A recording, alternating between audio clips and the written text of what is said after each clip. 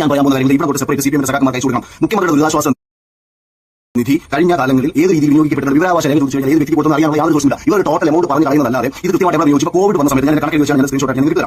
KSFക്ക് laptop വാങ്ങാൻ വേണ്ടി കൊടുത്തത് 81.43 കോടി രൂപയാണ്. എനിക്ക് മനസ്സിലായിട്ടില്ല എന്താ സംഭവം കാര്യം. ഇതിന്റെ അറിവില്ലായ്മയായിരിക്കും, എന്നെ തെറ്റായിരിക്കും. 81.43 കോടി രൂപ KSFക്ക് മുഖ്യമന്ത്രിയുടെ ദുരിതാശ്വാസ നിധിയിൽ നിന്ന് കൊടുത്തതായിട്ട് വെബ്സൈറ്റിൽ കാണിക്കുന്നു. ഇത് എന്ത് അടിസ്ഥാനത്തിലാണ്?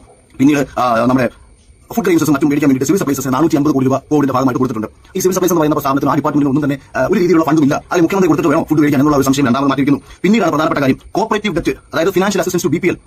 സഹകരണ മേഖലയിലെ ബാധ്യതകൾ പരിഹരിക്കാൻ, സാമ്പത്തിക ബാധ്യതകൾ പരിഹരിക്കാൻ, BPLകാരുടെ ബാധ്യതകൾ പരിഹരിക്കാൻ വേണ്ടി 147.82 കോടി രൂപ മുഖ്യമന്ത്രിയുടെ ദുരിതാശ്വാസ നിധിയിൽ നിന്ന് കൊടുത്തതായിട്ട് ഇവരുടെ വെബ്സൈറ്റിൽ പറയുന്നു. ഇത് ആർക്കാണ് കൊടുത്തത്? സഹകരണ മേഖലയിൽ നിന്ന് ബാധ്യതകൾ ഉണ്ടായിട്ടുള്ള അർഹതപ്പെട്ട ആർക്കാണ് കൊടുത്തത്? അതോ പാർട്ടി പ്രവർത്തകരെ സംരക്ഷിക്കാൻ വേണ്ടിയിട്ട് പാർട്ടി അനുഭാവികളെ ലോൺ എടുത്ത് കൊടുത്തതിന് ശേഷം അവരെ സംരക്ഷിക്കാൻ വേണ്ടി മുഖ്യമന്ത്രിയുടെ ദുരിതാശ്വാസ നിധി രാഷ്ട്രീയപരമായി വിനിയോഗിക്കപ്പെട്ടതാണോ? ഈ രീതിയിൽ തങ്ങളുടെ അണികളെ സംരക്ഷിച്ച് നിർത്തിക്കൊണ്ട് പാർട്ടിയുടെ നാളിൽ അല്ലെങ്കിൽ പാർട്ടിയുടെ തന്നെ അന്തം ഭടന്മാരാക്കി മാറ്റാൻ വേണ്ടിയിട്ട് മുഖ്യമന്ത്രിയുടെ ദുരിതാശ്വാസ നിധി വഴിവിട്ട രീതിയിൽ ചെലവഴിച്ചിട്ടുണ്ടോ ഇല്ലയോ എന്നതും പരിശോധിക്കപ്പെടേണ്ടതാണ്. ഞാൻ വെബ്സൈറ്റിലെ കണക്കാണ് പറയുന്നത്. Cooperative financial assistance to BPL 147.82 കോടി രൂപ ഏതൊക്കെ വ്യക്തികളുടെ കടങ്ങൾ തീർക്കാനാണ് മുഖ്യമന്ത്രിയുടെ ദുരിതാശ്വാസ നിധി ഉപയോഗിച്ചിട്ടുണ്ടെന്നുള്ളത് കേരളത്തിലെ ജനങ്ങൾക്ക് അറിയണം. അടുത്തത് ഫ്ലഡ് സമയത്ത് മൊത്തം ലഭിച്ചത് 4,970 കോടി രൂപ. ഇതിൽ എമർജൻസി ഫിനാൻഷ്യൽ അസിസ്റ്റൻസ് ആയിട്ട് 457.58 കോടി രൂപ നീക്കി വെച്ചതായിട്ട് പറയുന്നു. 6,000 രൂപ പെർ പേഴ്സൺ.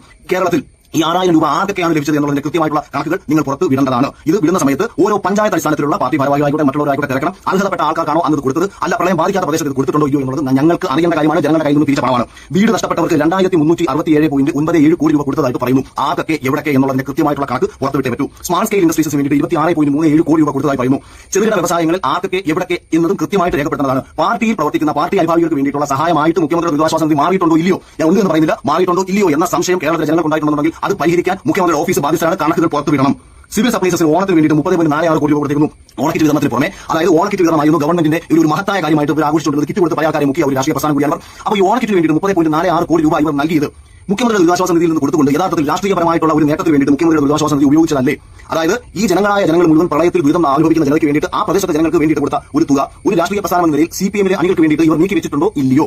ഇത് ഞങ്ങൾക്കറിയാം. ഇവിടെ പറയുന്ന പ്രധാനപ്പെട്ട കാര്യം ഇതിന്റെ കൃത്യമായ കണക്കുകൾ നിങ്ങൾ പുറത്തുവിട്ടാൽ എന്തായാലും 2, 3, 4 മാസങ്ങൾക്ക് കഴിഞ്ഞിട്ടായിരിക്കും നമ്മുടെ ഈ വയനാടിന്റെ പുനരധിവാസ മേഖലയുമായി ബന്ധപ്പെട്ടുള്ള പ്രവർത്തനങ്ങൾ നടക്കുന്നത്. ഇപ്പോൾ ഞാൻ വെച്ച് കൊടുക്കാമെന്ന് പറഞ്ഞ വീടുകളും നമ്മുടെ മന്നത്ത് പറയുന്ന കമ്പനിയുടെ ഓണം ഉണ്ണികൃഷ്ണൻ എനിക്ക് സഹായിക്കാതെ ഞാൻ ആക്ച്വലി 3 വീട് നമ്മൾ നമ്മൾ ആരും ഒന്നും ചോദിക്കണം. എല്ലാ പൈസ ഞാൻ വീട് ചെയ്യാൻ ഞാൻ തയ്യാറാണ് എന്ന് ഞാൻ പറയുന്നത്. 4 വീടുകളും തീർച്ചയായിട്ടും ഗവൺമെന്റ് തന്നെ സഹകരണത്തോടുകൂടി നമുക്ക് ചെയ്യാൻ പറ്റും. തദ്ദേശ സ്ഥാപനങ്ങളുമായി ബന്ധപ്പെടണം, ജില്ലാ ഭരണകൂടവുമായി ബന്ധപ്പെടണം. അവർ നൽകുന്ന പ്രദേശത്ത് തന്നെ ആയിരിക്കും നമ്മൾ വെച്ച് കൊടുക്കുന്നത്. ഇത് ഞങ്ങൾ വെച്ച് കൊടുക്കുന്നില്ല, ഞങ്ങൾ മുഖ്യമന്ത്രി തന്നെ നൽകിയേക്കാം. പക്ഷേ ഇന്നലകളിൽ ചെലവഴിച്ചിട്ടുള്ള കണക്കുകൾ ആർക്കൊക്കെ കൊടുത്തു, ഏതൊക്കെ പ്രദേശത്ത് കൊടുത്തു, എന്തിനു കൊടുത്തു എന്നുള്ളതിന്റെ കൃത്യമായ കണക്കുകൾ പുറത്തുവിട്ടുകൊണ്ട് ആത്മാഭിമാനത്തോട് കൂടി നിങ്ങൾ കേരള ജനങ്ങളോട് പറയൂ, ഞങ്ങൾ സത്യസന്ധരാണ്. ഞങ്ങളുടെ ഈ തള്ളിന് വേണ്ടി പോയാൽ എന്റെ മടിയിൽ കാണില്ല, എന്റെ യാളെ മടിയിൽ അത്രയും കേരളത്തിൽ ഞങ്ങളുടെ ആരും കഴിയില്ല. ഇത് കേരളത്തിൽ ഞങ്ങൾക്ക് അറിയാം. പാർട്ടിയെ പ്രശ്നമായ പാർട്ടിയെ സാമ്പത്തികമായിട്ട് കൈയടക്കിയതുകൊണ്ട് മാത്രം പല പാർട്ടി പ്രവർത്തകരും ഉള്ളിൽ കമ്മ്യൂണിസ്റ്റ് സൂക്ഷിക്കുന്ന പല വിപ്ലവകാരികളും നിശ്ചിതമായി വരുന്നത് പാർട്ടിയെ പണം കൊണ്ട് മൂടിയ ഒരു മുഖ്യമന്ത്രി, യാതൊരു കമ്മ്യൂണിസ്റ്റ് മൂല്യവും തൊട്ട് തീണ്ടിയില്ലാത്ത ഒരു മുഖ്യമന്ത്രി, കമ്മ്യൂണിസ്റ്റുകാരെ ഒന്നടങ്കം പറ്റിച്ചുകൊണ്ട് ഏറ്റവും വലിയ ബൂസ്റ്ററായിട്ട് മുന്നോട്ട് പോയിക്കൊണ്ടിരിക്കുന്ന ഒരു മുഖ്യമന്ത്രിയെ ചെയ്തികളെ അറിയാം കേരളത്തിലെ ജനതയ്ക്ക് ആഗ്രഹമുണ്ട്. ദയവ് ചെയ്ത് ഇത് പുറത്തുവിട്ടതിന് ശേഷം ആത്മാഭിമാനത്തോട് പറയൂ, കേരള മുഖ്യമന്ത്രിയുടെ ദുരിതാശ്വാസ നിധിയിലേക്ക് സാമ്പത്തികമായിട്ട് നിങ്ങൾ സഹായിക്കണം.